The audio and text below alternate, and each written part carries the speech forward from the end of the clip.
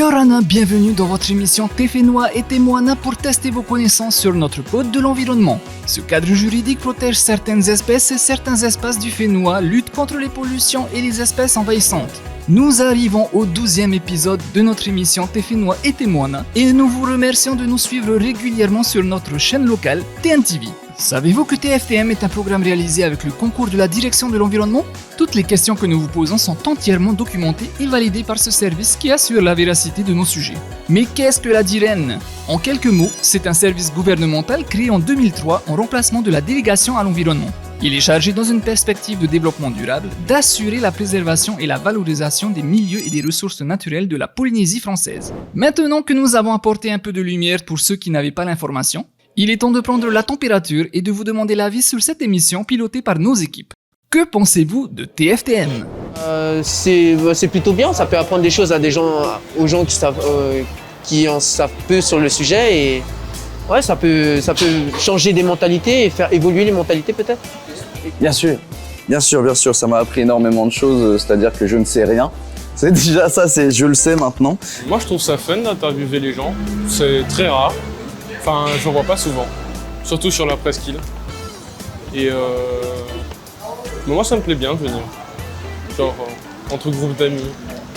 Ben, ça me corrige aussi dans ma tête. Hein. Et j'apprends aussi de nouvelles choses. Hein, qui pour moi, par la suite, je peux aussi expliquer, raconter comme il se doit. Ben, vous m'apprenez des choses que je ne savais pas avant. Et aussi, ça permet aussi aux personnes d'exprimer ses connaissances déjà et d'avoir un certain contact avec des personnes qu'ils ne connaissent pas forcément. Franchement, c'est un bon concept, aller interpeller les gens comme ça dans la rue, les poser des questions sur l'environnement, ça permet de voir où ils en sont au niveau environnemental, leurs connaissances, et c'est vraiment, ils font gaffe à tout ce qui se passe autour de nous.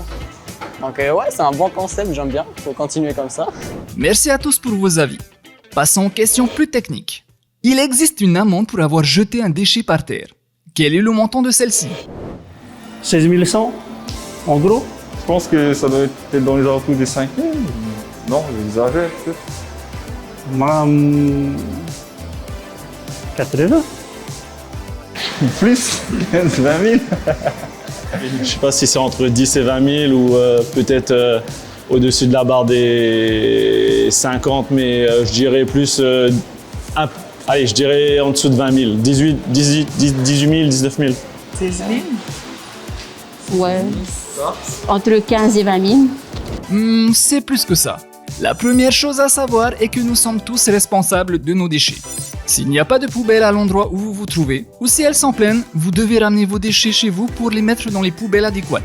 Jeter ces PO dans la nature correspond à un abandon de déchets puni par notre code de l'environnement en fonction des circonstances. Si vous jetez vos déchets en étant à pied, vous risquez une amende pouvant aller jusqu'à 53 000 francs. Si vos déchets entravent une voie publique, vous les déposez sur un trottoir par exemple, vous risquez une amende pouvant aller jusqu'à 89 000 francs. Si enfin vous utilisez un véhicule pour jeter vos déchets, une voiture ou un bateau, vous risquez jusqu'à 178 000 francs d'amende et la possibilité de se faire saisir la voiture. Attention, si vous êtes une entreprise, il faut multiplier par 5 le montant des amendes. Ce qu'il faut retenir, c'est que les 3 réponses sont exactes. Cela dépend simplement des circonstances. Moralité, mieux vaut garder ses déchets et les mettre dans la poubelle pour garder son portefeuille intact.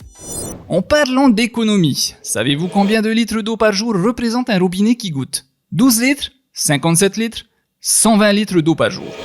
La réponse en entier, c'est 57 litres d'eau. Et c'est entre 12 et 57. Je ne dis pas, c'est 120. 57 litres d'eau? Ça représente 57 litres d'eau par jour qui coule en une goutte, chaque jour. On utilise 120 litres d'eau par jour. Ça représente 57 litres d'eau. 120 litres. Vous êtes sûr de votre choix? Parce que j'ai calculé. Non mais... Ha! Sacré farceur!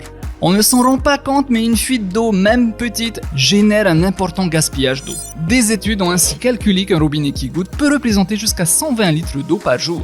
Imaginez, cela représente 120 bouteilles d'eau d'1 litre gaspillées tous les jours.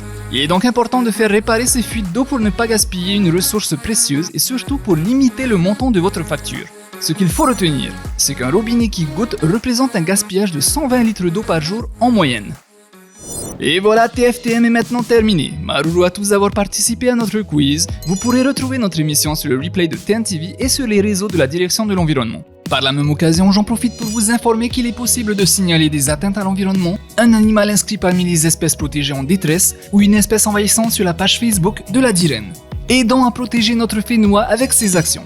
Et si vous voyez notre équipe dans la rue, n'hésitez pas à tester vos connaissances sur le code de l'environnement, nous continuerons à vous lancer des challenges car nous avons remarqué que nos caméras vous attiraient irrésistiblement. Si vous souhaitez voir des questions ou des sujets abordés dans Tefenois et Temoana à vos claviers, envoyez-nous vos suggestions en message privé sur la page de la direction de l'environnement. On se retrouve très vite pour de nouvelles questions.